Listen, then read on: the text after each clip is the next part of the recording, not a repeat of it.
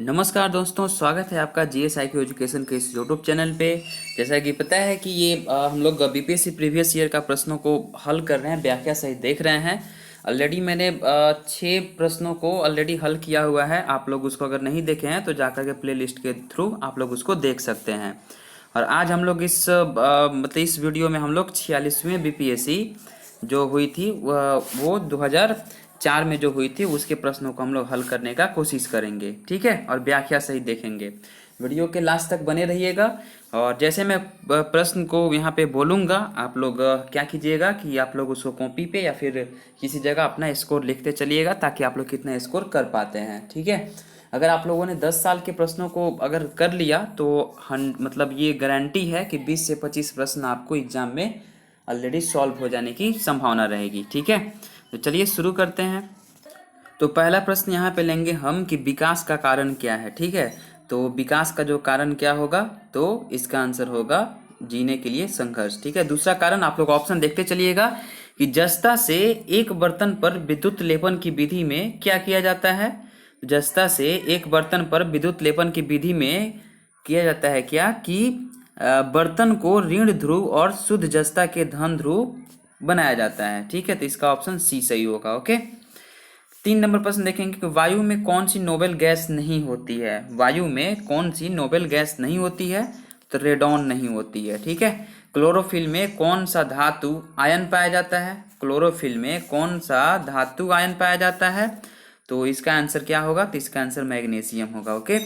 Next देखते हैं कि मनुष्य में 5वां नंबर प्रश्न, मनुष्य में कौन सा मनुष्य अवशेषी अंग नहीं है। मनुष्य निम्नलिखित में से कौन सा मनुष्य में अवशेषी अंग नहीं है, ठीक है। तो इसका ऑप्शन देखिए आप लोग। तो इसका जो आंसर होगा, सामने चपटे वाले जो दांत होते हैं ना, कृंतक जिसको बोलते हैं, वो ना अवशेषी अंग नहीं होते हैं। शुष्क बर्फ क्या होती है, बहुत बार प्रीवियस ईयर में ये पूछा गया है, मैंने वहाँ करवाया भी है। तो शुष्क बर्फ होता है ठोस कार्बन डाइऑक्साइड को शुष्क बर्फ बोलते हैं, यानी CO2 क्या होना चाहिए, ठोस होना चाहिए। नेक्स्ट देखेंगे कि शक्करों में सबसे मीठी है। शक्करों में सबसे मीठी कौन सी है, ठीक है। तो इसका आंसर जो होगा वो होगा आपका फ्रुक्टोज होगा। आप एक लिफ्ट में खड़े हैं, लिफ्ट के फर्श पर आपके भार द्वारा लग रहा बल क्या है। तो इसका आंसर आप लोग ऑप्शन पढ़िए। तो इसका आंसर जो होगा, लिफ्ट के 9.8 मीटर पर सेकेंड स्क्वायर के त्वरण से नीचे आते समय क्या होगा, 0 होगा, ओके। तो इसका जो ऑप्शन होगा वो, इसका ऑप्शन आपको हो जाएगा बी नंबर हो जाएगा, ठीक है। 9 नंबर प्रश्न को देखेंगे कि आमतौर पर सुरक्षा फ्यूज लगाने के लिए प्रयोग किया जाने वाला तार किस पदार्थ का बना होता है। ऑप्शन देखिए आप लोग। तो 9 नंबर प्रश्न का देखेंगे तो इसका जो हो जाएगा, टीन और शीशे की एक मिश्र धातु होती है, उसके द्वारा बना होता है। जब एक पत्थर को चांद की सतह से पृथ्वी पर लाया जाता है तो इसका द्रव्यमान क्या होगा। तो इसका द्रव्यमान जो है, भार तो बदल जाएगा लेकिन द्रव्यमान नहीं बदलेगा, ठीक है। नेक्स्ट देखते हैं 11 नंबर प्रश्न को देखेंगे। पीतल को कलई करते समय गर्म बर्तन की सफाई के प्रयोग में किए जाने वाले अमोनियम क्लोराइड चूर्ण से निकलने वाला धुआं क्या है। ऑप्शन देखिए आप लोग। तो ऑप्शन में सही ऑप्शन जो होगा वो अमोनिया और हाइड्रोक्लोरिक एसिड होगा, ओके। नेक्स्ट क्वेश्चन देखें। अमेरिकी अंतरिक्ष यान कोलंबिया दुर्घटनाग्रस्त हुआ था। ये तो करंट का क्वेश्चन है, ठीक है, लेकिन याद रखिएगा साइंस एंड टेक में भी हो सकता है, ये पूछा जा सकता है। तो अमेरिकी अंतरिक्ष यान कोलंबिया दुर्घटनाग्रस्त हुआ था, वो हुआ था 2003 में, ओके।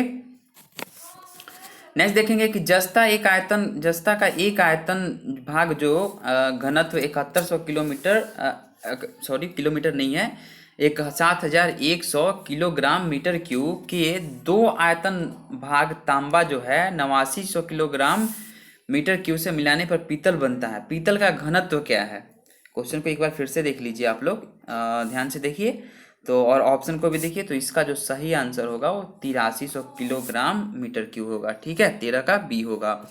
14 नंबर प्रश्न देखें, नीलू की कौन सा विटामिन की खून के जमने में आवश्यकता होती है। खून के जमने में कौन सी विटामिन आवश्यकता होती है। तो इसका ऑप्शन देखिए आप लोग। तो इसका ऑप्शन जो होगा विटामिन के। विटामिन के जो है खून के जमने में आवश्यकता होती है।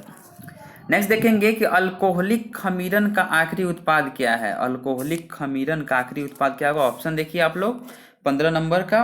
तो इसका आंसर हो जाएगा इथाइल अल्कोहल जो होता है एल्कोहलिक खमीरन का आखिरी उत्पाद है। 16 नंबर प्रश्न हम लोग देखेंगे कि निम्नलिखित में कौन सा हार्मोन है, इसमें से हार्मोन को चूज करना है, कौन सा हार्मोन है, तो इसका जो आंसर होगा इंसुलिन होगा। ओके, 17 नंबर प्रश्न को देखेंगे। हाइड्रोफ्लोरिक एसिड कांच की बोतल में नहीं रखा जाता है क्योंकि यह अभिक्रिया करता है। किससे अभिक्रिया करता है, तो ऑप्शन एक बार देखिए, आप लोग मन में सोचिए कि इसका आंसर क्या होगा। तो इसका आंसर जो होगा कांच की सिलिकॉन डाइऑक्साइड से क्या करता है, ये अभिक्रिया करता है। ओके, आगे देखते हैं कि वायु में थोड़ी देर पर रखने पर किसी धातु के ऊपर हरे रंग के बेसिक कार्बोनेट की परत जम जाती है। ठीक है, तो वो धातु कौन सा है, तो ऑप्शन आप लोग देखिए एक बार। तो इसका आंसर जो होगा वो क्या होगा, वो होगा तांबा। आप लोग देखते होइएगा तांबे के बर्तन पे ना वो हरा कलर का मतलब क्या होता है, जंग टाइप का लग जाता है। ठीक है, कच्चे फलों को कृत्रिम रूप से पकाने के लिए प्रयोग में लाई जाने वाली गैस का नाम क्या है, तो कच्चे फलों को कृत्रिम रूप से पकाने में लाई जाने वाली गैस का नाम क्या है, ऑप्शन देखिए। तो इसका सही उत्तर होगा वो होगा एथिलीन होगा। ठीक है, कंफ्यूजन मत रहिएगा, एसिटिलीन ये नहीं होगा। ठीक है, एथिलीन होगा। ओके, नेक्स्ट देखेंगे विस्फोटक नाइट्रोग्लिसरीन एक है, क्या है विस्फोटक नाइट्रोग्लिसरीन जो है वो क्या है, तो ये जो है इसका ऑप्शन देख लीजिए। तो इसका जो ऑप्शन होगा वो होगा डी होगा, एस्टर है। पता है कैसे, तो जो ट्राई नाइट्रोग्लिसरीन जो होता है का उपयोग डायनामाइट बनाने में होता है।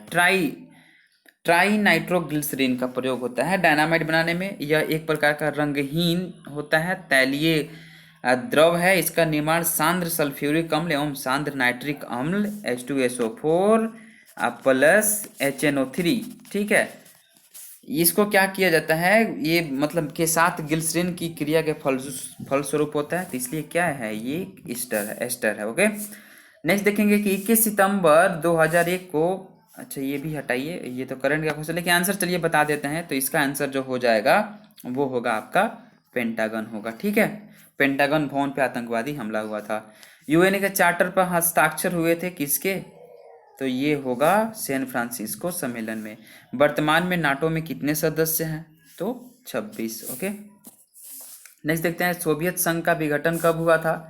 तो सोवियत संघ का जो विघटन देखिए, ये आपको ज्योग्राफी से ये प्रश्न आ गया। ठीक है, वर्ल्ड ज्योग्राफी से।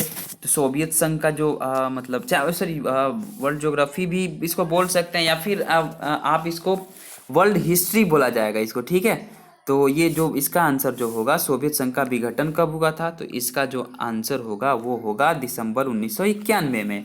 साम्यवादी चीन के वर्तमान में सर्वाधिक शक्तिशाली नेता कौन है, साम्यवादी चीन के वर्तमान में सर्वाधिक शक्तिशाली नेता कौन है, तो इसका जो आंसर होगा हु जिनताओ है। ठीक है, मतलब उस समय हु जिनताओ थे। ठीक है, अभी कौन है वर्तमान चीन के शक्तिशाली नेता, मतलब वर्तमान चीन में कौन है प्रधानमंत्री वहाँ के, तो आप लोग ऑप्शन कमेंट में बताइए, शी जिनपिंग है। ओके, नेक्स्ट देखते हैं कि संयुक्त राज्य अमेरिका के इतिहास में एकमात्र अनिर्वाचित राष्ट्रपति थे, कौन थे, तो इसका जो आंसर होगा क्या होगा, ऑप्शन देखिए आप लोग। तो इसका आंसर जो हो जाएगा फोर्ड। ओके, अंतर्राष्ट्रीय न्यायालय की अस्थाई मुख्यालय कहाँ है, ठीक है, यानी कि ICJ जिसको बोलते हैं इंटरनेशनल कोर्ट ऑफ जस्टिस, तो इसकी जो मुख्यालय है द हेग में है। ठीक है, नेक्स्ट क्वेश्चन देखेंगे हम लोग, हिंद महासागर तटीय क्षेत्रीय सहयोग, ठीक है, हिंद महासागर तटीय क्षेत्रीय सहयोग संगठन जो है के चार्टर पर हस्ताक्षर कब हुए थे, तो इसका आंसर होगा अप्रैल 1997 को हुए थे। नेक्स्ट देखेंगे हम 29 नंबर प्रश्न को देखेंगे, भारत ने अपना पहला परमाणु परीक्षण कब किया था। ठीक है, तो भारत ने अपना जो पहला परमाणु, ऑप्शन देखिए आप लोग, तो भारत ने अपना पहला परमाणु परीक्षण 18 मई 1974 को किया था। ठीक है, इसमें कंफ्यूजन नहीं होना है। वर्तमान में यूएनओ के कितने सदस्य हैं, तो यूनाइटेड नेशन ऑर्गेनाइजेशन में कितने सदस्य हैं बताइए। तो ये जो उस समय तो 191 थे, लेकिन अब जो है वर्तमान में 193 है। ठीक है, भारत की जनसंख्या कब 100 करोड़ हो गई, तो भारत की जो जनसंख्या है वो आपको मई 2000 में 1 करोड़ हो गई, और अभी कितनी है, लगभग 130 करोड़। ठीक है, 130 करोड़। नेक्स्ट देखेंगे कि वर्ष 2001 की जनगणना के अनुसार भारत में लिंगानुपात क्या है, 32 देखेंगे ठीक है, तो उस समय का प्रश्न हम लोगों को नहीं देखना है। 2011 के अनुसार देख लीजिए कि लिंगानुपात है कितना है, 943 महिला और 1000 पुरुष, 1000 पुरुष पे 943 महिला। ठीक है, ये हमारा सेक्स रेशियो है 2011 की जनगणना के अनुसार। झंडा गीत राष्ट्रीय गान किसने लिखा? ऑप्शन पढ़िए। तो झंडा गीत जो लिखा ना, वो श्यामलाल प्रसाद ने लिखा था। ठीक है, कैसे? तो विश्व झंडा गीत पता है किसको बोलते हैं? विजयी विश्व तिरंगा प्यारा, विजयी विश्व तिरंगा प्यारा नामक झंडा गीत राष्ट्रीय गीत श्यामलाल प्रसाद ने लिखा था 1938 के कांग्रेस के हरिपुरा सम्मेलन में। हरिपुरा सम्मेलन जो हुआ था, कांग्रेस का अधिवेशन जो हुआ था, नेताजी सुभाष चंद्र बोस को उसमें बनाया गया था, अधिवेशन का अध्यक्ष चुने गए थे। तो ये जो था वो देश के राष्ट्रीय गीत की इसमें स्वीकृति दी गई थी। नेक्स्ट देखेंगे कि 14वीं लोकसभा में कितनी महिला सांसद है? ठीक है, 14वीं लोकसभा में कितनी महिला सांसद है? तो आपको ये 34 नंबर का प्रश्न हो जाएगा। ये 43 उस समय की बात है, 14वीं लोकसभा की बात है। अभी कौन सी लोकसभा चल रही है? अभी कितनी महिला वर्तमान में महिला सांसद है? याद रखिएगा 78 वर्तमान में महिला सांसद है। वर्तमान में कितनी महिला मुख्यमंत्री है? ठीक है 35। तो उस समय तो 4 थी, अभी कितनी है? आप लोग कमेंट सेक्शन में बताइए, करेंट का क्वेश्चन है। नेक्स्ट देखेंगे, किसने कहा था स्वराज मेरा जन्मसिद्ध अधिकार है और मैं इसे लेकर के रहूँगा? तो ये सीधी सी बात है, बाल गंगाधर तिलक बोले थे। कब बोले थे? तो 1916 में बोले थे। ओके, 36 का डी। किस घटना के कारण गांधी जी ने असहयोग आंदोलन वापस ले लिया था? तो असहयोग आंदोलन जो वापस लिया था, चौरी चौरा जो कांड हो गया था, उसी वजह से क्या हुआ था कि अपना असहयोग आंदोलन को इन्होंने वापस ले लिया था। ओके, नेक्स्ट देखेंगे कि विश्व में शांति और आपसी सहयोग स्थापित करने के लिए कौन सा सिद्धांत प्रस्तुत किए नेहरू जी ने? तो 38 का जो होगा वो होगा गुट निरपेक्ष, जिसको NAM के नाम से भी जाना जाता है। ठीक है, नेक्स्ट देखेंगे कि भारतीय संसद पर आतंकवादी हमला कब हुआ था? तो भारतीय संसद पर आतंकवादी हमला जो हुआ था 13 दिसंबर 2001 को हुआ था। सर्वोदय शब्द का सर्वप्रथम प्रयोग किसने किया था? सर्वोदय शब्द का सर्वप्रथम किसने प्रयोग किया था? ऑप्शन देखिए आप लोग बढ़िया से। तो सर्वोदय शब्द का जो है सर्वप्रथम महात्मा गांधी ने किया था। और स्वराज में कंफ्यूजन मत होइएगा, स्वराज का सबसे पहले प्रयोग दयानंद सरस्वती ने किया था। ठीक है, नेक्स्ट देखते हैं कि बिहार महान धार्मिक केंद्र है किसका है? 41 नंबर प्रश्न देखते हैं। बिहार जो महान धार्मिक केंद्र है वो किसका है? तो उपरोक्त सभी के लिए, यानी कि सिखों के लिए भी है, जैनों के लिए है, बौद्ध धर्मावलंबियों के लिए भी है। ओके, नेक्स्ट देखते हैं कि झारखंड बिहार से कब पृथक हुआ? अरे ये तो क्वेश्चन बहुत बार पूछा जा चुका है। तो झारखंड जो बिहार से पृथक हुआ था 15 नवंबर 2000 ईस्वी को झारखंड है बिहार से अलग हो गया था। बिहार में कितने विश्वविद्यालय हैं? 43 का देख लीजिए। तो यहाँ पे तो उस समय का डाटा है 12। फिलहाल अभी वर्तमान में कितने हैं?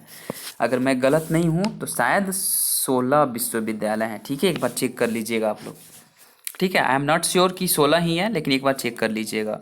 लोकनायक के नाम से किसे जाना जाता है? तो जयप्रकाश नारायण को लोकनायक के नाम से जाना जाता है। तो 44 का आंसर हो जाएगा सी।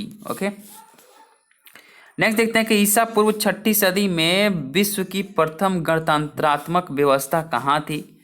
तो सीधी सी बात है, वैशाली में थी ना। 45 का क्या हो जाएगा? ये हो जाएगा। चीनी यात्री ह्वेनसांग ने किस विश्वविद्यालय में अध्ययन किया था? तो चीनी यात्री जो ह्वेनसांग था, ऑप्शन देखिए आप लोग, तो वो जो है नालंदा में अपना अध्ययन किया था। चीनी यात्री ह्वेनसांग जो भारत में आया था वो कितने में आया था? 625 ईसा पूर्व में आया था। 625 ईस्वी में आया था, ईसा पूर्व में नहीं आया था। और 625 से 640 ईस्वी तक रहा। ठीक है, 625 से 640 ईस्वी तक इसने क्या किया? बिहार के नालंदा विश्वविद्यालय में ये शिक्षा ग्रहण किया इन्होंने। और चीनी यात्री ह्वेनसांग जो था हर्षवर्धन के शासनकाल में आया था। ठीक है, हर्षवर्धन का जो शासनकाल था वो 606 से लेकर के 647 तक था। ठीक है, इसी के बीच में ये आया हुआ था। नेक्स्ट देखते हैं कि नेक्स्ट क्वेश्चन देखेंगे कि बिहार की पेंटिंग विद्या कौन सी है? ठीक है, तो बिहार 47 नंबर प्रश्न का ऑप्शन देखिए आप लोग, तो ये जो है मधुबनी है। कैसे? तो बिहार की पेंटिंग विद्या को मधुबनी चित्रकला जिसे मिथिला कला के नाम से जाना जाता है। इस चित्रकारी की विशेषता चटकीले एवं विषम रंगों से भरे गए चित्र हैं। ये चित्र जो है अपने आदिवासी रूप और चटकीले एवं मटियाले रंगों के प्रयोग के कारण क्या है, लोकप्रिय है। ओके, तो मधुबनी इसका सही आंसर होगा। नेक्स्ट देखते हैं कि वर्तमान में बिहार के राज्यपाल कौन है। ठीक है, तो आप लोग वर्तमान में कौन है, सत्यपाल मलिक, एक बार कंफर्म हो जाइएगा। ठीक है, नेक्स्ट देखते हैं कि वर्ष 2001 की जनगणना अनुसार बिहार की जनसंख्या कितनी थी। 2001 के जनगणना के अनुसार हम लोगों को नहीं चलना है, ठीक है, हम लोग को 2011 के अनुसार चलना है। तो 2011 के अनुसार लगभग 10,40,99,552, 10,40,99,552 है। ओके, नेक्स्ट देखते हैं वर्तमान बिहार विधानसभा में वर्तमान में कितने सदस्य हैं। तो ये है 243, अभी वर्तमान में इतने ही हैं।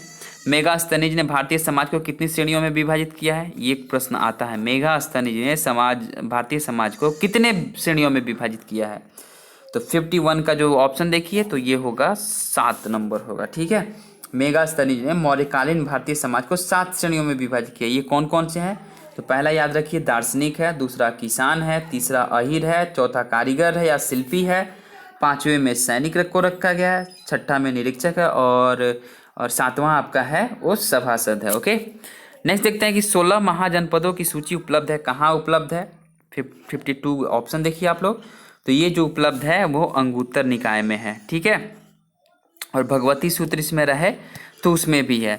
अर्थशास्त्र के अनुसार सीता भूमि का अभिप्राय क्या है। 53 का जो आंसर होगा, चलिए 53 का आप लोग ऑप्शन देखिए। ठीक है, अर्थशास्त्र के अनुसार सीता भूमि का अभिप्राय क्या है, तो मौर्यकाल में केंद्रीय भूमि को सीता कहा जाता था। ठीक है, इसमें से कोई भी ऑप्शन सही नहीं होगा। ठीक है, मध्यकाल में, सॉरी मध्यकाल नहीं, मौर्यकाल में केंद्रीय भूमि को सीता कहा जाता था, उसके अध्यक्ष को सीताध्यक्ष कहते हैं। तो केंद्रीय भूमि होगा, इसका आंसर जो होगा वो केंद्रीय भूमि होगा। नेक्स्ट देखते हैं कि हड़प्पा में एक उन्नत जल प्रबंधन प्रणाली का पता चलता है, कहाँ पे चलता है। तो 54 का जो आंसर होगा वो होगा धौलावीरा में चलता है। ठीक है, नेक्स्ट देखेंगे। प्रश्न है कि जब उसने राजत्व प्राप्त किया तो वह शरीयत के नियमों और आदेशों से पूर्णतया स्वतंत्र था।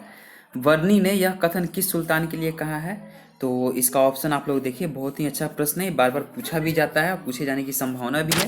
तो इसका जो ऑप्शन आप लोगों ने देख लिया होगा, तो इसका जो आंसर होगा वो होगा अलाउद्दीन खिलजी होगा। ठीक है, बहुत सारे लोगों का ध्यान बलबन पे गया होगा, लेकिन बलबन गलत है, यहाँ पे अलाउद्दीन खिलजी जो है वो सही है। ओके, नेक्स्ट देखते हैं कि 56 नंबर प्रश्न जो है, मुगल प्रशासन में मदद ये मास जो इंगित करता है, क्या मदद ये मास इंगित करता है। इसका ऑप्शन आप लोग देखिए, तो इसका जो होगा विद्वानों को दी जाने वाली राजस्व भूमि की राजस्व मुक्त अनुदत्त भूमि। ठीक है, 57 नंबर प्रश्न देखेंगे, दास्तान ये अमीर हमजा का चित्रांकन किसके द्वारा किया गया। दास्तान ये अमीर हमजा का चित्रांकन जो है, ऑप्शन देखिए, ये जो है अब्दुल समद के द्वारा किया गया। हमजनामा जो है, ठीक है, हमजनामा को ही दास्तान ये अमीर हमजा कहा जाता है। यह मुगल चित्रशाला की जो है वो प्रथम क्या थी, प्रथम शैली है, मुगल चित्रशाला की प्रथम कृति है। इसमें 1200 चित्रों को क्या किया गया, संग्रह किया गया है, और इसका चित्रांकन अब्दुल समद द्वारा किया गया। ओके, आगे देखते हैं कि नेक्स्ट क्वेश्चन है कि सल्तनत काल में भू राजस्व का सर्वोच्च ग्रामीण अधिकारी कौन होता था। ऑप्शन देखिए, तो इसका आंसर जो होगा वो आपका होगा चौधरी। चौधरी जो है भू राजस्व का सर्वोच्च ग्रामीण अधिकारी था। ठीक है, तो ये हो जाएगा आपका 58 का जो हो जाएगा ऑप्शन ये सही होगा। ठीक है, 59 देखते हैं। वर्ष 1906 में मिंटो से शिमला में मिले मुसलमानों के शिष्टमंडल ने प्रार्थना की। किससे शिष्टमंडल ने प्रार्थना की, तो ये जो होगा वो मुसलमानों के लिए पृथक निर्वाचन वर्ग की इसने क्या किया, प्रार्थना किया। नेक्स्ट देखेंगे, नागरिक सेवाओं के लिए प्रतियोगी परीक्षा का प्रणाली का सिद्धांततः स्वीकार कब किया गया। आप लोग देखिए, सिविल सर्विसेज जो है नागरिक सेवा, उसके बाद में ये प्रश्न है, तो देख लीजिए कौन है, तो 1853 में किया गया। ठीक है, पूना समझौते का उद्देश्य क्या था। ऑप्शन पढ़िए, पूना समझौते का उद्देश्य क्या था। तो इसका जो आंसर होगा वो होगा आपका दलित वर्ग को प्रतिनिधित्व देना, पुणे समझौते का उद्देश्य था। पूना समझौता जो हुआ था महात्मा गांधी, ठीक है, और अंबेडकर जी के बीच में हुआ था। ठीक है, कब हुआ था, तो 1932 में हुआ था। ठीक है, और ये जो हुआ था इसमें क्या किया गया था कि दलित वर्गों को विधानसभा में प्रतिनिधित्व दिया गया था। ओके, नेक्स्ट देखते हैं कि बटलर कमेटी जो है 1927 की जो बटलर कमेटी का उद्देश्य क्या था। ठीक है, बटलर कमेटी का उद्देश्य क्या था, ऑप्शन देखिए। तो 62 का जो आंसर होगा वो होगा भारत सरकार तथा देशी राज्यों के मध्य संबंधों को सुधारना था। ठीक है, नेक्स्ट देखेंगे कि 18वीं सदी में बंगाल में वस्त्र उद्योगों के पतन के लिए उत्तरदायी कारण क्या था। तो 63 आप प्रश्न पढ़िए, उसका ऑप्शन पढ़िए आप लोग पहले और मन में इसका आंसर देखिए क्या होगा, सोचिए क्या होगा इसका आंसर। जी हाँ, ये आपका आंसर हो जाएगा सी, ब्रिटेन को निर्यात करने वाले माल पर उच्च तट कर को लगा दिया गया, जिसकी वजह से क्या हुआ, उद्योग जो है वो पतन हो गए 18वीं शताब्दी में। नेक्स्ट प्रश्न देखेंगे कि अंग्रेजों द्वारा भारतीयों को वर्ष 1947 में सत्ता हस्तांतरित किए जाने के समय कांग्रेस अध्यक्ष कौन थे। ऑप्शन आप लोग पढ़िए, बहुत इजी क्वेश्चन है। ठीक है, तो इसका जो आंसर होगा वो आपका होगा जेबी कृपलानी। ठीक है, आगे देखेंगे जिसके ग्रंथ में चंद्रगुप्त मौर्य का विशिष्ट रूप से वर्णन हुआ है वह है किसका ग्रंथ है। तो ये जो है उसका कितना, विशाखा दत्त का है। ठीक है, वह स्रोत जिसको मुद्रा राक्षस के नाम से भी जाना जाता है। ओके, वह स्रोत जिसमें पाटलिपुत्र के प्रशासन का वर्णन का उपलब्ध है वह कौन सा है। तो पाटलिपुत्र के प्रशासन का जो वर्णन का उपलब्ध है वह है 66 का क्या होगा आंसर, वो होगा आपको ऑप्शन देखिए तो इंडिका होगा। जी हाँ, इंडिका होगा, न कि अर्थशास्त्र, अर्थशास्त्र नहीं होगा, इंडिका होगा। मेगास्थनीज की किताब जो है ये इंडिका है, इसमें पाटलिपुत्र के प्रशासन का विस्तृत विवरण दिया गया है। ओके, नेक्स्ट देखते हैं तृतीय बौद्ध संगीति कहाँ आयोजित की गई थी। तो तृतीय बौद्ध संगीति जो है वो आयोजित की गई थी कहाँ पे, पाटलिपुत्रा में आयोजित की गई थी। ठीक है, तृतीय बौद्ध संगीति का जो आयोजन जो है वो अशोक ने किया था। ठीक है, अशोक के शासनकाल में कब हुई थी, तो 247 ईस्वी में हुई थी, ईसा पूर्व में हुई थी, और पाटलिपुत्र के अशोक राम विहार में हुआ था। इस संगीति की जो अध्यक्षता मोगली पुत्र तीस ने की थी तथा इसमें अभिधम पिटक को जोड़ा गया एवं इस पिटक के ग्रंथ जो है वो कथा वस्तु का संकलन भी किया गया। ओके, आगे वाले प्रश्न को देखते हैं हम। किस शासक ने सर्वप्रथम पाटलिपुत्र का राजधानी के रूप में चयन किया था। तो इसका आंसर आप लोग ऑप्शन देखिए क्या होगा, सोचिए। तो इसका ऑप्शन जी हाँ, उदयन के द्वारा पाटलिपुत्र के रूप में इसका राजधानी का चयन किया गया था। अशोक के शिलालेखों में प्रयुक्त भाषा क्या है। अशोक के शिलालेखों में प्रयुक्त भाषा क्या है, 69 का आप लोग देखिए ऑप्शन। तो इसका जो आंसर होगा वो होगा आपका प्राकृत होगा। ठीक है, नेक्स्ट है कि निम्नलिखित में से किस मौर्य राजा ने दक्कन पर विजय प्राप्त की थी। तो कौन सा मौर्य राजा जो था वो दक्कन पर विजय प्राप्त किया था। तो इसका भी आंसर होगा वो होगा बी होगा, क्या, चंद्रगुप्त होंगे। ओके, दक्कन पे इन्होंने विजय प्राप्त किया था। नेक्स्ट देखेंगे कि विश्व के विशाल वलित पर्वतों की रचना आज से लगभग कितने मिलियन वर्ष पूर्व हुई थी। तो ये जो इसका आंसर जो होगा वो 30 मिलियन पूर्व जो है उसकी वलित पर्वतों की रचना आज से 30 मिलियन वर्ष जो है पूर्व हुई थी। विश्व के 80% सक्रिय जो ज्वालामुखी निम्नलिखित में से किन पेटियों में पाए जाते हैं। तो ऑप्शन है यहाँ पे कि आपको ऑप्शन में पढ़ देता हूँ, अंध महासागरीय पेटी, मध्य महाद्वीपीय पेटी, परिप्रशांत पेटी और हिंद महासागरीय पेटी। तो इसका आप सोचिए क्या होगा आंसर इसका। तो इसका जो आंसर होगा वो होगा 2 और 3, यानी कि मध्य महाद्वीपीय पेटी होगा और परिप्रशांत पेटी। तो ऑप्शन ए जो इसका सही होगा। नेक्स्ट है कि विश्व के विशालतम स्वर्ण क्षेत्र दक्षिण अफ्रीका के निम्न में से कौन सी पर्वत श्रेणियों में अवस्थित है। तो ये जो है ये इसका ऑप्शन क्या होगा। तो इसका सही ऑप्शन होगा विटवाटर्स रैंड होगा। ओके, नेक्स्ट देखते हैं कि विश्व में अधिकतम संभाव्य जल शक्ति वाले कतिपय नदी बेसिन है। ऑप्शन पढ़िए आप लोग। ठीक है, ऑप्शन पढ़ करके बताइए क्या होगा इसका आंसर। तो सीधी सी बात है, इसका आंसर होगा सबसे संभाव्य जल शक्ति वाले जो क्षेत्र हैं वो कांगो है, कोलंबिया और यांगसी सिक्यांग है। ओके, आगे देखते हैं कि निम्नलिखित में से कौन सा प्रमुख समूहन में हमें विश्व की 2/3 जनसंख्या का मधुमक्खी के छत्ते की भांति संकेंद्रण देखने को मिलता है। 2/3 जनसंख्या जो है सबसे ज्यादा कहाँ देखने को मिलता है। 75 का ऑप्शन देखिए आप लोग और चूज कीजिए। जी हाँ, इसका जो आंसर होगा वो दक्षिण एवं पूर्व एशिया होगा। ठीक है, दक्षिण नीचे की तरफ और दक्षिण और पूर्व, यानी कि ये कॉर्नर पे। ठीक है, दक्षिण पूर्व एशिया होगा। भारत अवस्थित है, ये तो पता होना चाहिए, ज्योग्राफी का प्रश्न है, बहुत सामान्य जानकारी है, पता होना चाहिए ये। सॉरी, देखिए क्या होगा। तो इसका जो आंसर होगा आपको, वो होगा आपका 8 डिग्री अक्षांशीय विस्तार जो है 8 डिग्री 4 मिनट उत्तर से 37 डिग्री 6 मिनट उत्तर तथा देशांतर 68 डिग्री 60 मिनट से 97 डिग्री 25 पूर्व के मध्य है। ओके, नेक्स्ट देखते हैं कि हिमालय काटकर एवं बहकर आने वाली नदियां हैं, कौन कौन सी नदियां हैं। 77 का देखिए क्या ऑप्शन होगा, ऑप्शन पढ़िए। तो 77 का जो हो जाएगा, इसमें सही ऑप्शन जो होगा वो ब्रह्मपुत्र, सतलज एवं सिंधु होगा। ठीक है, 78 नंबर प्रश्न को देखेंगे हम। यहाँ पे क्या है, तो भारत में सूची वन प्रकारों को सूची 2 के साथ सह संबंधित कीजिए तथा सूचियों के नीचे दिए गए कोड का प्रयोग कर सही उत्तर चुनिए। ठीक है, तो इसमें सही उत्तर चूज करना है। थोड़ा सा और इसको जूम आउट करते हैं। ठीक है, देखते हैं कि इसका सही कोड क्या होगा। तो आप लोग भी इसको मिलाइए कौन सा होगा। तो इसका जो आंसर होगा वो सी होगा, यानी कि ए का जो होगा 2 होगा, यानी कि उष्णकटिबंधीय सदाबहार जो है शिलोंग पठार सह्याद्री में पाए जाते हैं। बी का जो होगा 1 होगा, मानसून जो है छोटा नागपुर पठार या शिवालिक क्षेत्रों में पाया जाता है। सी का 4 होगा, यानी कि शीतोष्ण जो है वो पूर्वी और पश्चिमी हिमालय और नीलगिरी में पाया जाता है। और डी का जो होगा वो होगा आपका कच्छ जो है, कच्छ मैंग्रोव है, पश्चिम बंगाल व तराई में पाया जाता है। ओके, नेक्स्ट देखते हैं कि भारत के मत्स्य संसाधनों के संबंध में निम्नलिखित कथनों पर मनन कीजिए। और कथन है कि मत्स्य उत्पादन में भारत का विश्व में 6ठा स्थान है तथा अंतःस्थलीय मत्स्य उत्पादन में दूसरा। ओके, नेक्स्ट कथन है कि भारत के पास गहन सागरीय मत्स्य हेतु 20 लाख वर्ग किलोमीटर का अनन्य आर्थिक क्षेत्र मौजूद है, जो तट से 32 किलोमीटर तक समुद्र में विस्तीर्ण है। नेक्स्ट है 3 नंबर पर कथन है कि भारत के सकल घरेलू उत्पाद में मत्स्य व्यवसाय का जो योगदान है वो योगदान 1% है। और चौथा कथन है कि भारत का वर्तमान वार्षिक मत्स्य उत्पादन लगभग 30 मिलियन टन है, जिसका 60% से अधिक निर्यात कर दिया जाता है। तो इसमें से कौन सा आपका जो कथन पे मतलब सही है, तो कौन से कथन इनमें से सही है, तो आप लोग बताइए कौन सा कथन सही है। मन में सोचिए, देखिए क्या होगा।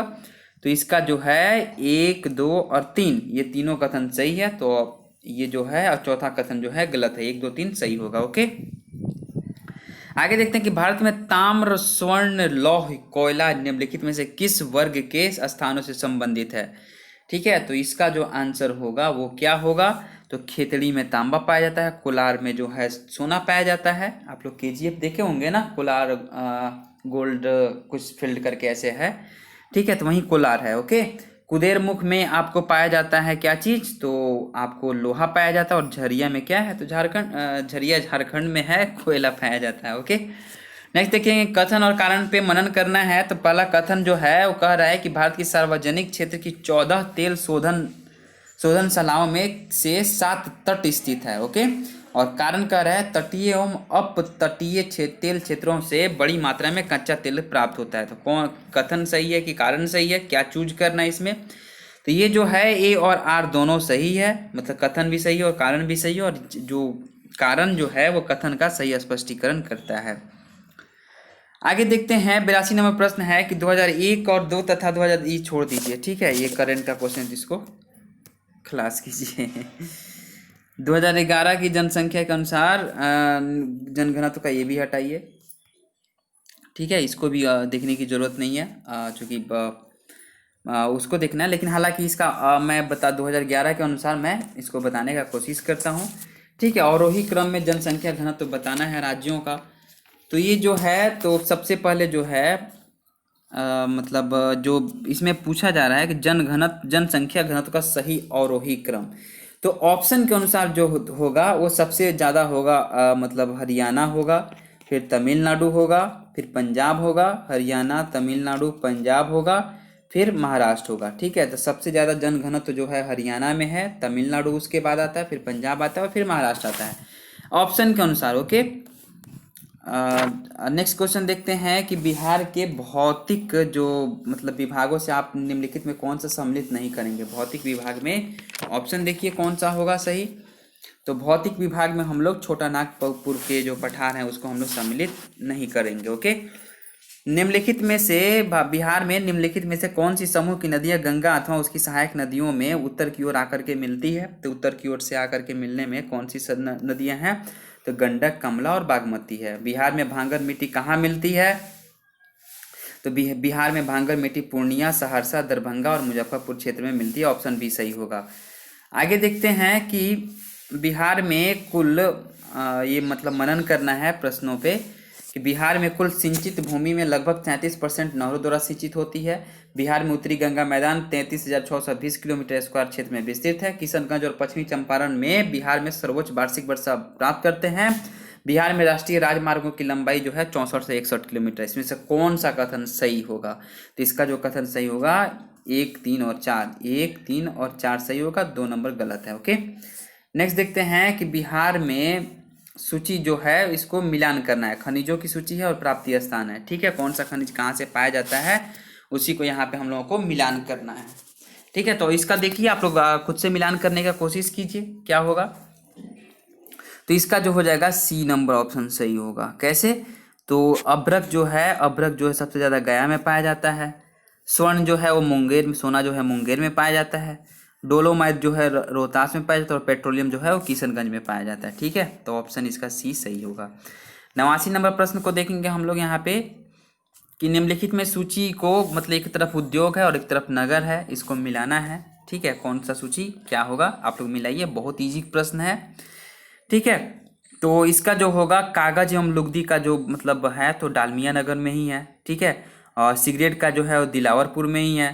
प्लाईवुड का हाजीपुर में और जूट का पूर्णिया में। ठीक है, तो एक इसका ऑप्शन जो हो जाएगा बी सही हो जाएगा। ओके, नेक्स्ट देखते हैं 90 नंबर प्रश्न को देखेंगे हम लोग कि बिहार के जनगणना के अनुसार 2001 की जनगणना के अनुसार निम्नलिखित में से बिहार के जिलों का कौन सा समूह जनसंख्या का अवरोही क्रम दिखाता है? कौन सा समूह? ठीक है, तो हम लोग 2011 के अनुसार चलेंगे। तो सबसे पहले एक नंबर पे पटना हो जाएगा।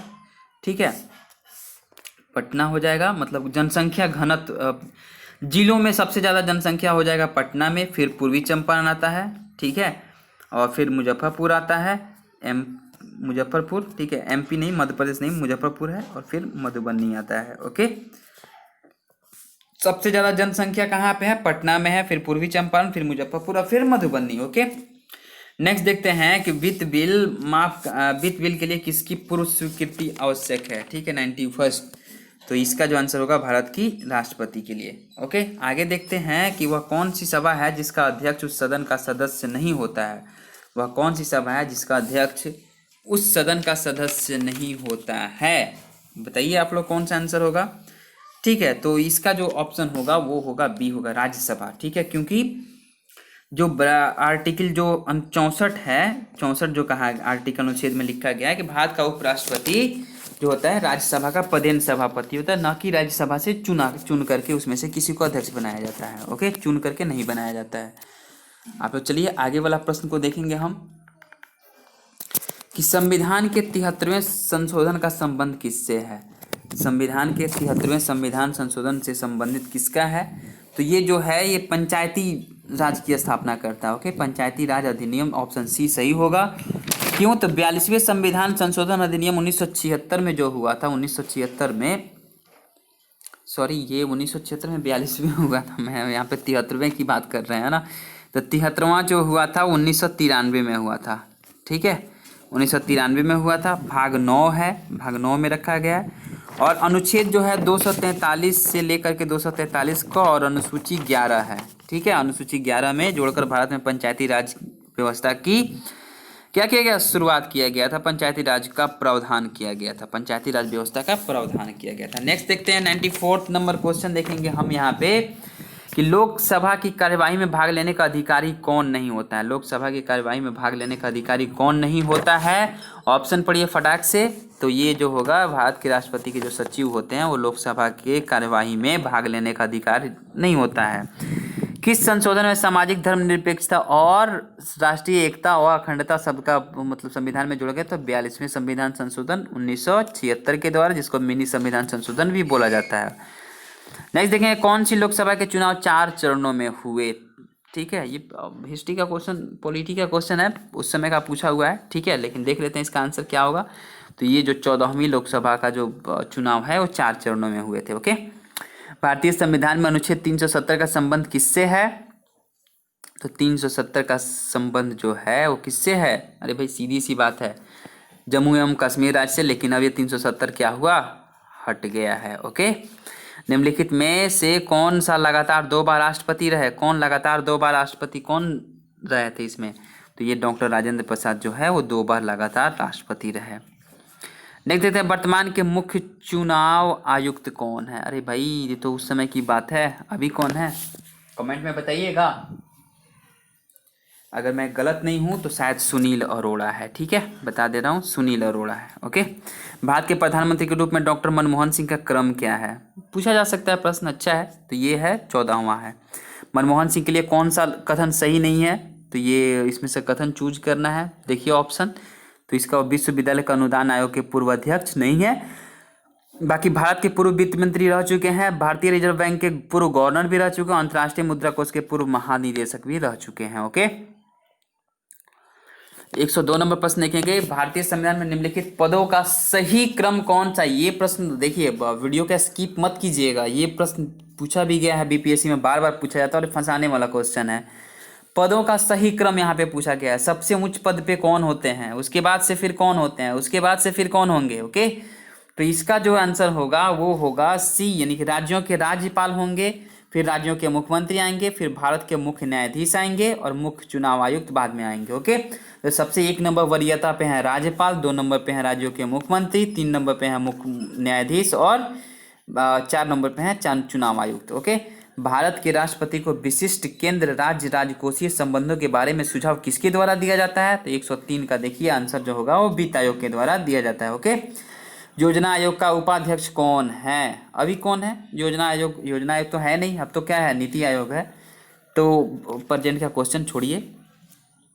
ठीक है, नेक्स्ट देखते हैं कि असंगठित क्षेत्रों के श्रमिकों के लिए किस उद्देश्य से सामाजिक सुरक्षा योजना शुरू की गई है? वो भी उसी समय का प्रश्न है, करंट का, तो इसको भी देख लेते हैं इसको। तो ये है, ये सभी यानी कि वृद्धा पेंशन, व्यक्तिगत दुर्घटना बीमा और राष्ट्रीय स्वास्थ्य बीमा। ओके, 12वें वित्त आयोग के अध्यक्ष कौन है? अब बताइए, अभी कौन सा फाइनेंस कमीशन चल रहा है? ठीक है, वो बताइए आप लोग कमेंट सेक्शन में, और उसके अध्यक्ष का नाम बताइए। और वित्त आयोग 280 अनुच्छेद में रखा गया है, ये भी याद रखिएगा। अंतर्राष्ट्रीय आर्थिक सहयोग से में किसे जो अंतर्राष्ट्रीय आर्थिक सहयोग में किसे तीसरे स्तंभ के रूप में जाना जाता है? तो 107 नंबर प्रश्न का ऑप्शन आप लोग देख करके खुद से सॉल्व कीजिए। इसका जो आंसर होगा विश्व व्यापार संगठन, यानी कि world trade organisation, WTO। Okay, WTO का हेडक्वार्टर कहाँ है बताइए आप लोग? जेनेवा में। ओके, मिलेनियम विकास लक्ष्य में किसे शामिल नहीं किया गया है? 108 नंबर प्रश्न का देखेंगे तो इसका है 2 अंकों वाली आर्थिक समृद्धि वृद्धि दर की प्राप्ति। संयुक्त राष्ट्र विकास कार्यक्रम UNDP के अंतर्गत भारत में मानव विकास सूचकांक बनाने के लिए किसे एक घटक यानी कि अवयव के रूप में नहीं लिया गया है? तो 109 का जो होगा आंसर होगा वो शिशु मृत्यु दर को नहीं लिया गया है। 110 नंबर प्रश्न को देखेंगे यहाँ पे कि प्रधानमंत्री ग्रामोदय योजना का कौन सा कंपोनेंट नहीं है, अवयव कौन सा नहीं है? ऑप्शन देखिए आप लोग, तो इसका जो आंसर होगा वो पोषण जो है वो नहीं है। कौन सा आर्थिक अधिसंरचना में नहीं आता है? तो आर्थिक अधिसंरचना में शिक्षा एवं स्वास्थ्य नहीं आता है। सामाजिक अधिसंरचना में किसे शामिल नहीं किया गया है? 112 का ऑप्शन देखिए, तो इसका आंसर होगा तार संचार यानी दूरसंचार को नहीं रखा गया है। ओके, भारत में कोर उद्योग कौन सा है? 113 का देखेंगे तो भारत में कोर उद्योग जो है वो ये सभी है, विद्युत है, कोयला है, पेट्रोलियम पदार्थ है। 10वीं योजना की अवधि क्या है? 114 नंबर का बताइए क्या होगा? तो वर्ष 2002 से 2007 तक है। जनसंख्या की दृष्टि से भारत में बिहार का क्रम क्या है? तो अभी वर्तमान की अगर बात करें तो जनसंख्या की दृष्टि से भारत में बिहार का क्रम क्या है? तो उस समय के अनुसार अगर देखेंगे हम तो अभी वर्तमान की दृष्टि की देख लेते हैं, तो अभी जो है वो जो है कितना है? तो सबसे ज़्यादा जो जनसंख्या है वो सबसे ज़्यादा जनसंख्या आपको मतलब यूपी में है, यूपी, फिर महाराष्ट्र और फिर आता है हमारा बिहार। ठीक है, तो तीसरे स्थान पे बिहार है। ठीक है, तो ऑप्शन में यहाँ पे उस समय चूंकि पूछा गया था तो क्या होगा कि ऑप्शन ये गलत हो जाएगा। ठीक है, नेक्स्ट देखेंगे कि किस राज्य की अन्य 2 देशों से भौगोलिक सीमाएं नहीं जुड़ी है? किस राज्य से अन्य 2 देशों की भौगोलिक सीमाएं नहीं जुड़ी है? तो ऑप्शन आप लोग देखिए, ऑप्शन कौन सा सही होगा इसका? तो इसका जो होगा हरियाणा से भौगोलिक सीमाएं नहीं जुड़ी हुई है। किस देश की सीमा बिहार राज्य से जुड़ती है? तो इसका जो है ये जो इसका आंसर जो होगा वो होगा ये नेपाल से जुड़ती है। ठीक है, देश की सीमा। ओके, शक्ति स्थल का संबंध किससे है? शक्ति स्थल का संबंध है श्रीमती इंदिरा गांधी से। भौगोलिक क्षेत्रफल की दृष्टि से भारत में बिहार का क्रम क्या है? तो भौगोलिक क्षेत्रफल की दृष्टि से जो बिहार का जो क्रम हो जाएगा वो कितना होगा? वो भारत जो हो जाएगा भारत में वो 13वां उसका स्थान होगा। तेलंगाना बन गया है तब 13वां हो गया, नहीं तो पहले 12वां था। ठीक है, ये 11 की जनगणना के अनुसार बोल रहा हूँ मैं। ठीक है, वर्ष 2001 की जनगणना के अनुसार बिहार में महिला साक्षरता दर कितनी थी? तो एक से हमको कोई मतलब ही नहीं है भाई। हम लोग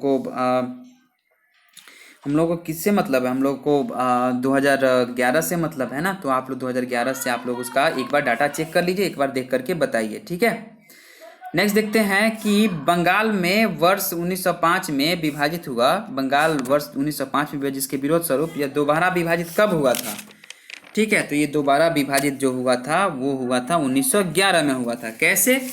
तो ये 1911 में हुआ था। 12 दिसंबर 1911 को जो सम्राट जॉर्ज पंचम थे, जॉर्ज पंचम, ठीक है, जॉर्ज पंचम जो थे वो दिल्ली आए थे और आयोजित वहाँ पे एक सभा हुई थी दरबार में, शाही दरबार में। बिहार एवं उड़ीसा के क्षेत्रों को बंगाल से अलग कर एक नए प्रांत के रूप में संगठित करने की घोषणा की थी। तत्पश्चात जो 1 अप्रैल 1912 से बिहार राज्य का विधिवत गठन हो गया। ठीक है, तो बंगाल दोबारा भी विभाजित हुआ था। कब हुआ था? तो 1912 में हुआ था। ओके, 1912 में अलग से, मतलब 1911 में हुआ था। 12 दिसंबर को 1911 को किया गया था और 1 अप्रैल 1912 से अलग एक राज्य में श्रेणी में आ गया।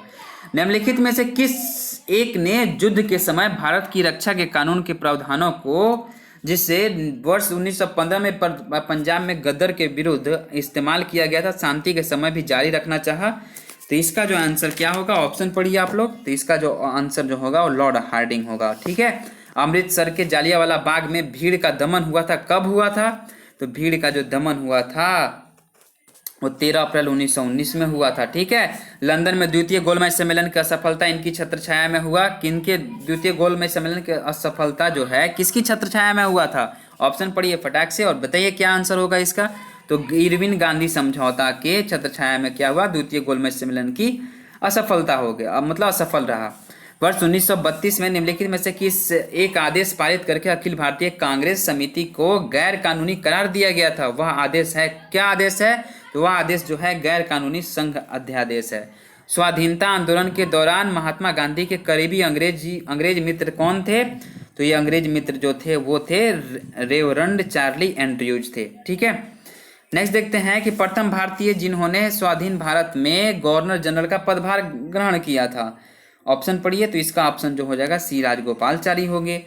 इलाहाबाद में संपन्न कांग्रेस कार्यकारिणी समिति की बैठक जो अप्रैल मई 1947 में निम्नलिखित सदस्यों में से एक सदस्य भारत के नाजीवाद, फांसीवाद तथा साम्राज्यवाद विरोधी निश्चित रुख के कारण जापान के विरुद्ध गोरिल्ला युद्ध की अपनी योजना के पक्ष में बहुमत जुटाने में सक्षम हुए थे, वे कौन थे? ठीक है, प्रश्न थोड़ा लंबा हो गया। वे कौन थे? तो वे जवाहरलाल नेहरू थे। ठीक है, नेक्स्ट देखेंगे महात्मा गांधी का मानना था कि द्वितीय विश्व युद्ध में भागीदारी का मतलब निम्नलिखित सिद्धांत का उल्लंघन होगा। द्वितीय विश्व युद्ध में भागीदारी का मतलब किस सिद्धांत का उल्लंघन होगा? 129 का ऑप्शन पढ़िए। तो इसका आंसर जो होगा समानता का उल्लंघन होगा। वर्ष 1935 के विधेयक के तहत गठित संयुक्त संसदीय समिति के अध्यक्ष कौन थे, जिसके परिणाम स्वरूप भारत सरकार कानून 1935 निर्मित हुआ था? इसका ऑप्शन पढ़िए। तो इसका ऑप्शन जो हो जाएगा लॉर्ड लिनलिथगो सही होगा ऑप्शन। और नेक्स्ट क्वेश्चन देखेंगे, सत्ता हस्तांतरण के समय निम्नलिखित राज्यों में से एक में कांग्रेस दल का पूर्ण विकसित संगठन था, क्या था? तो इसका जो आंसर होगा वो था मैसूर था। नेक्स्ट देखेंगे हम, त्रावणकोर में कांग्रेस ने त्रावणकोर राज्य के जिस दीवान की स्वेच्छाचारी सरकार के विरुद्ध सविनय अवज्ञा आंदोलन आरंभ किया था वे थे, कौन थे? तो 132 का आंसर क्या होगा? ऑप्शन देखिए। तो 132 का आंसर जो होगा सीपी रामास्वामी अय्यर होंगे। भारतीय राष्ट्रीय कांग्रेस का वर्ष 1937 का अधिवेशन बिहार के किस शहर में हुआ था? तो ऑप्शन पढ़िए, कौन सा शहर में हुआ था? वीडियो को पॉज भी कर सकते हैं आप, अगर ज़्यादा फास्ट अगर है वीडियो तो आप पॉज करके देख सकते हैं आंसर ऑप्शन को। ठीक है, तो इसका आंसर जो होगा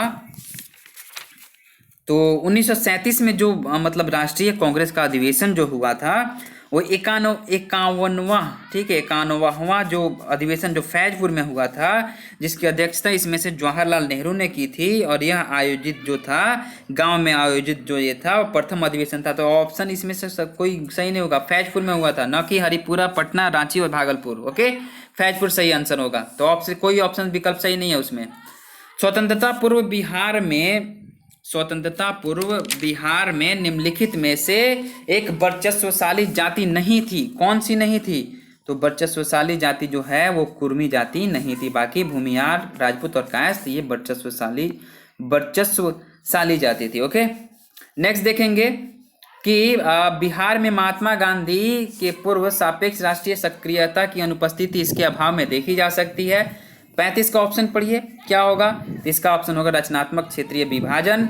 136 नंबर प्रश्न देखेंगे कि स्वतंत्रता पूर्व बिहार में बड़े जमींदारों की राजनीतिक शक्ति बचाने का माध्यम क्या था? ऑप्शन पढ़िए, तो इसका ऑप्शन होगा आर्थिक स्थिति को।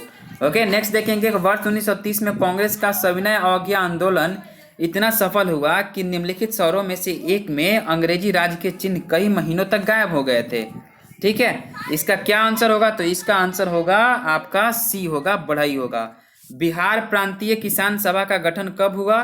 तो बिहार सभा प्रांतीय किसान सभा का गठन जो हुआ था वो हुआ था आपको मार्च 1929 में हुआ था। नेक्स्ट देखेंगे स्वतंत्रता पूर्व बिहार में समाजवादी विचारधारा के प्रसार का श्रेय जाता है किसको जाता है? तो इसको ये जो श्रेय जाता है किसको जाता है? ऑप्शन पढ़िए, तो इसका श्रेय जो जाता है वो जाता है कांग्रेसी कार्यकर्ताओं की क्रांतिकारिता को।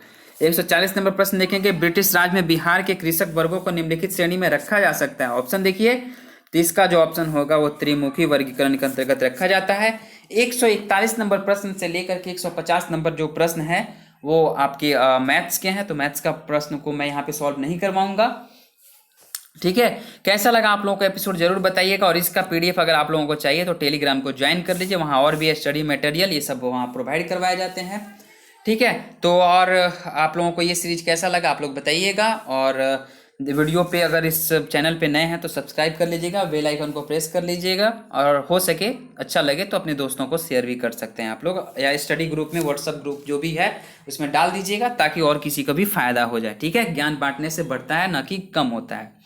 ठीक है, और लोगों तक इस वीडियो को पहुंचाइए, और बहुत बहुत आप लोगों का आभार और बहुत बहुत धन्यवाद जो आप लोग इस चैनल को इतना सारा प्यार दे रहे हैं और इतना सारा सपोर्ट कर रहे हैं। ठीक है, मिलते हैं नेक्स्ट वीडियो में, तब तक के लिए बहुत बहुत धन्यवाद।